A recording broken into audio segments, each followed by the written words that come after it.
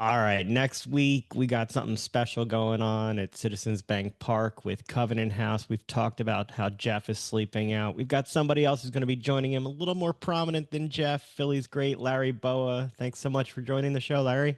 My pleasure. I didn't know Jeff. Jeff, you're sleeping out, huh? Oh, I've done it with you before. So there I was, know. Wait, the last time we did it was 2019, I think. Charlie and yep. Missy got me involved. hmm So you're all in for next Thursday. I am all in for next Thursday. But the last time I saw you do it was with Charlie, and to this day I am still amazed that you guys walked outside. Charlie slapped down his sleeping bag, and within 30 seconds he was out like a light on the And street. that ain't gonna happen with me. I have trouble sleeping when I'm inside, so I'll be looking at the stars all night. But I also heard, I don't know how true it is, we might be expecting some rain. Not a lot, but there might be some rain.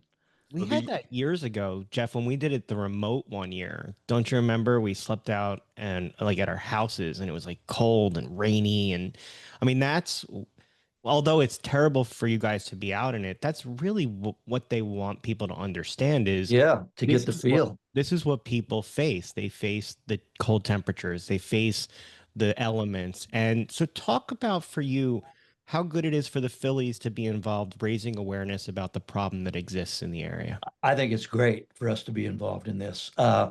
We did it for the one night. I can't even imagine what some of these young kids go through, or once they're 18, 19, 20 years old, sleeping in the streets all night. Uh, and Covenant House has allowed these people some direction.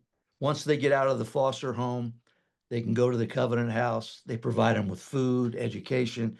They do all these things to try to get them to get their lives together. And we know how difficult that is. When they keep going from foster home to foster home, and now all of a sudden, oh, you've outlived that. You're 18 or 19 years old. You can't stay here anymore. Now all of a sudden they say, well, what do we do now? And the one thing that caught my attention, not only by sleeping out, but during the course of the season, the last couple of years, we've had some kids go down for batting practice at Citizens Bank Park. Get to watch all the big boys take batting practice, talk with Charlie and I. Then we have dinner at the ballpark. We make a night of it, and you got to see the smiles on their faces, and it just gives you a good feeling to see that people care about these kids. Not then they're really not going to be after 18 years old. You're not a kid. You're a young adult. When they have no structure in their life, and all of a sudden now Covenant House comes there, and they try to lead them in the right direction. And I think this is a great opportunity for people to be aware of what it's like. One night's not going to do it, but multiply that by 364 more days sleeping out in the street, and it's not very nice. Yeah, I remember the first year that I did it, there was a snowstorm, and my boots actually split during the night from the Wow. sleet and then the cold. But I remember people texting me and saying, "Well, they're going to move it to another night." And my response was, "Well, the kids don't have a choice. It's not like they get to say we're going to postpone being homeless because there's Right. bad weather." And the entire night I remember sitting there going, "I get to go home in the morning." Right. They have to figure out where they're going to go the next night and what they're going to do that day. And I don't know about you, Larry, but when I met these kids and met the staff too, Right. it was so impressive because it's not just providing a roof over their head or food in their mouths. It's providing the structure you talk about and making sure that they do make something of themselves. They're Right. not allowed to just hang out there during the day. They No. have to go get a job or they have to go to school and they have to report back. And so and that's what people don't understand. Most of these kids just want structure. They just want I, the opportunity. and I think the big thing, we're talking with some of the people that work there, is they teach them discipline also. I mean, if they say be here at a certain time, they mean be here at a certain time. And a lot of these kids aren't used to that. They go from foster home to foster home to foster. Nobody really cares about it. Now all of a sudden people are reaching out, and for them to feel like you really mean what you're doing, it takes a while. They're not going to trust you right away going through what they've gone through. And I think this is another reason why, if we can make people aware of what's going on with these young kids, again, I say young kids, young adults, uh, I think they would realize and understand. maybe they can get involved and make some donations and help this thing out a little bit better. Then it's going really good. But as we all know, money's big. Just if we can get people to donate some money to maybe expand this a little bit more, and it really is going to help out these young adults. There's no question about that. And look, I mean, you're on track to raise $1 million for the first time for doing this year, and part of that is you kind of went bigger with the Phillies. So you're all going to be at Citizens Bank Park, and people can sleep on the field or sleep on the concourse if they raise Right. $1,000. There's some other experiences. How important is that? Jeff and I have talked for years about athletes and organizations using their platform to help the community. Here you have one of the largest organizations in the community opening its doors to raise $1 million to make sure that people have the services they need. How important is leveraging that credibility that the organization has? It's really important. And I take my hat off to John Middleton, our owner. He's really into charity events and the Covenant House and things of that nature. Uh, John wants everybody to be involved in the community. Even though, we got a lot of players making millions and millions of dollars. And if we can get those players, and I know they're aware of what's going on, but like you said, they have a platform right now. And if they can communicate with the city of Philadelphia what's going on, I think that means a lot. There's no question about that. But I take my hat off to John Middleton. He's not only is he a great baseball owner, he's a great human being. And I know he wants good things done in the city of Philadelphia, and he's doing a tremendous job.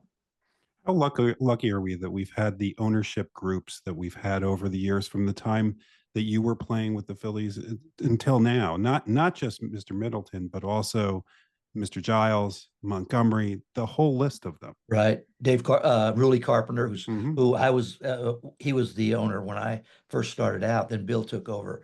But this organization has been like that since I've signed way back in the day. They've always felt the community is very important.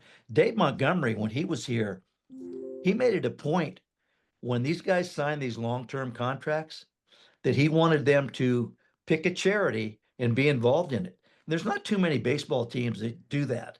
I mean, I take again, this organization, they want to win. There's no question. They want to put a good product on the field, but they also want their players to be involved in the community. And I think they've done a tremendous job in that. Jeff, you got any more on Covenant House? I mean, I got Larry Bowa. I got to ask him a baseball question. Oh, we can talk a little baseball right now. This is the hot stove's heating up. Even though we're going to be outside, the hot stove's heating up for these winter meetings coming up. No question about that. Well, before we get there, you're actually going to sleep on the Citizens Bank turf along with a bunch of people that are Yes, very excited. And the part of the motivation is meeting you and Cole Hamels and Mickey right. Morandini. Have you in your career, have you ever slept on a baseball field? No, no. I've stayed in the clubhouses like if we had a real late Saturday night game that went extra innings and we had to play Sunday afternoon game. I remember one game, it was an 18 inning game on Saturday night, and we had to come back and play Sunday. I stayed inside the clubhouse, but never outside on the baseball field. All right. Well, we ask people this question all the time. We never asked you this question. What's the craziest thing that you ever encountered in the minors? Wait, Frank Lucchese, who was a AAA manager, eventually was one of the Philly managers. We were playing in Eugene, Oregon. He got kicked out of a baseball game, and literally they took him out, and he was climbing the light pole to watch the rest of the game. It was in Eugene, Oregon, and I will never ever forget that. I was very fortunate. I had Frank in Double A, Triple A, and the big leagues, so I knew his personality, and he did not want to miss innings, so he made sure he went up on top of that light pole and watched the rest of the game. That was that, pretty funny at the time, believe me. that's the best thing that's ever come out of our covering the minor leagues for years is we ask everybody the question of their story, and we hear some of the best stories I'm about. telling you, a lot of stuff goes on down there. Well, speaking of the minors, I got to ask you, obviously, a lot of what happens in the off hot stove this season is going to depend on what happens with the guys coming out of the minors, the young guys, Right, the Justin Crawford, the Aiden Miller, potentially the Andrew Painter. right. You've been somebody that had to make those calls of when is it time to bring a young player up? When do you need a veteran in the spot? How do you think the organization is going to evaluate these young guys versus some of the veteran presence they have there going forward? I think they're trying to evaluate as we speak right now, but David Dombrowski will be the first to tell you we need some new players. I'm not saying this team is done. I think there's a great ceiling here, but to get different players like Crawford, everywhere he's gone, he's hit well over 300. Aiden Miller, unbelievable first year double A. If he started out in A ball, then he went to double A. He probably won't be up here at the beginning. And Painter, we all know, has gone through the Tommy John, and I really believe he's ready. So, in my opinion, there's two guys right now that, unless something drastic, injuries or something, I think they will be on our roster, Painter and Crawford. And anytime you get younger guys coming up, even though our club is getting to the point age-wise, they're in their 30s, you'd be shocked at how much energy they bring to the clubhouse, and it rubs off on the veteran players. The veteran players give the advice on how to play, how to act, but these young players, they bring energy every single night. And when you play 162 games, you have no idea how important that is. Because when you get in your 30s and you've made all the all-star teams, you've won gold gloves, you've hit 300, after a while, 162 games, you go, oh, we got to play. And then you get guys like Crawford or Miller or Painter, and you see their energy level. That perks you up right away. I think it's very important to have that perfect mix. And I think bringing these kids up this year, those two in particular, is going to blend in with, well, whoever we sign. We got three guys out there that are very important to our team: Schwarb, JT, and Ranger.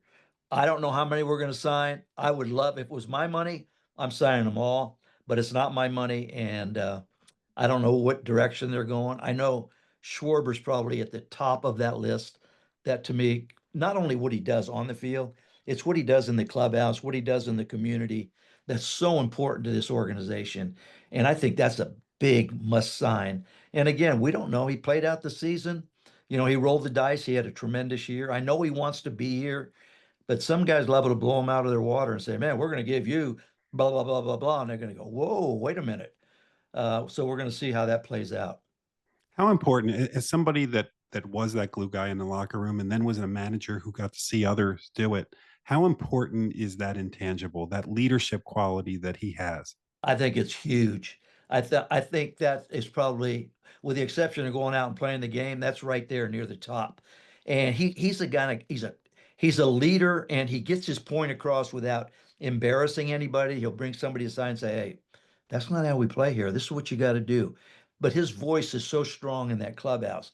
There's no doubt in my mind. If someone says who's the leader in that clubhouse, it's not even it's Schwarber. Schwarber's the man that keeps the clubhouse intact, goes out and does his job on the field, and everybody looks up to him in that clubhouse. They respect him. Guys on other teams respect him. That's how important he is. And I think that camaraderie in the clubhouse is so important. If you think about it, from February, I say 15th, and if you happen to go all the way, you're talking about November. You're with those guys more than you're probably with your family. So you better find a way to get along. You've got to find a way to get your point across. Sometimes tough love works. You have to jump somebody, but it's so important to have that good relationship with the ball club. And Schwarb's has done a tremendous job doing that. A general baseball question. There is nothing that drives Jeff more nuts than when I sent him the screenshot of the box on the screen for the strike zone. It drives him out of his mind.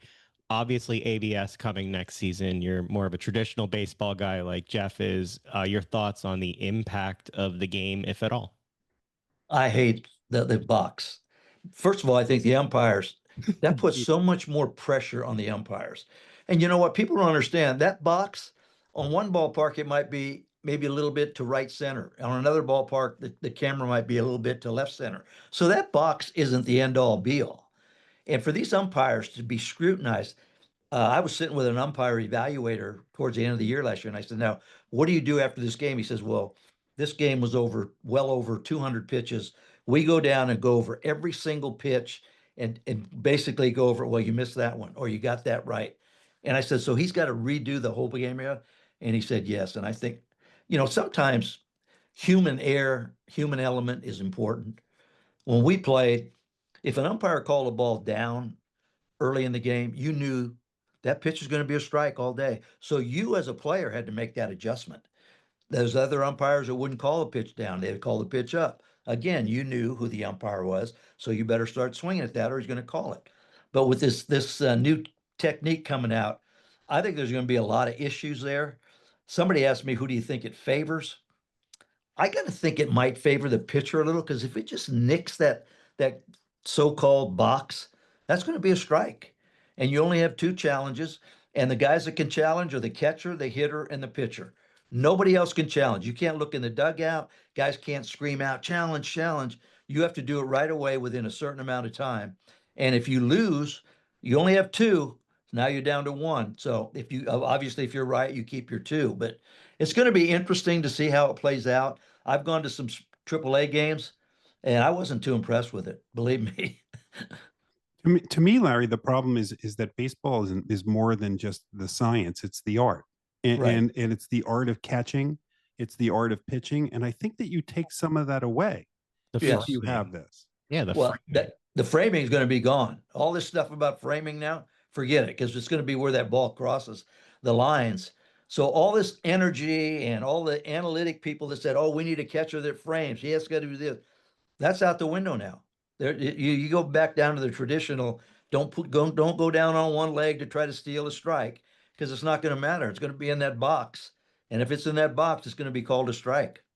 So here's the problem. Back in your day, you had a couple arguments with umpires. Who do you go to and argue with? You don't, because that's a great point. And you know what? Fans like that stuff. Mhm. Fans like to see guys going off a little bit. But now, the only thing you might be able to argue with is check swings now, maybe, if from the dugout, because that's not reviewable, obviously. Although Not maybe it yet. should. Yeah, exactly. Everything's reviewable. Plays the second base. I'm really not into that. You guys are baseball purists like I am. A guy slides in a second, you see he's safe by a mile, and his foot comes off maybe a fraction of an inch, and the infielder keeps his glove on him, and they go, "Oh, he came off the bag. He's out." To me, he's safe. He stole the base. His foot came off maybe a quarter of an inch, and they call him out. So it's all about replay now and waiting for the answers from New York City. And the game is completely different now. There's no question about that. The players are great, stronger, faster, bigger, throw harder. Everything about it's good, except they're taking the human element away from the game, and I think that's very important. I'm curious how you think that impacts the makeup of a roster. If you're not looking for a catcher who can frame a good game, Right. are you looking for a different type of catcher now? I, You could throw I out would a say I player would who say could, I would say yes. There's no question about that. You might want to go to a catcher that's more offensive, an offensive catcher. I know the guy in Seattle. He's another Can we get him? dude. Yeah, he had a tremendous years. We're not going to get anybody like that, but I still think JT is very valuable to our ball club. And if you read the quotes that have come out since the last time we were eliminated, every one of our pitchers love throwing to him. So it's going to be interesting to see how we navigate through the Schwarbers, the JTs, and the Rangers. Um, I guarantee this. This is just my opinion. I don't think all three of them are going to sign here. If we can get two of the three, I'll be very happy. All right. I'm going to ask you to play psychologist to a city to calm people down. Everybody's freaking out because Andrew Painter didn't come back and have a great season. A lot of people in baseball know the last thing that comes back after Tommy John is your ability to locate pitches. Is that your understanding? And should we all just be calm? Well, you are a purist, man. Yeah, that's the last thing that comes. Believe me. Command. He's still, the velocity was 97, 98. The command is the last thing that comes. And I guess when you start pitching and you've had Tommy John, I never had to go through that, but you want to make sure you get the velocity, but you're not locating the ball the way before he had Tommy John, he could dot an I on both sides of the plate. He could go up when he wanted, down when he wanted. And I watched him 3 or 4 times going to Lehigh Valley.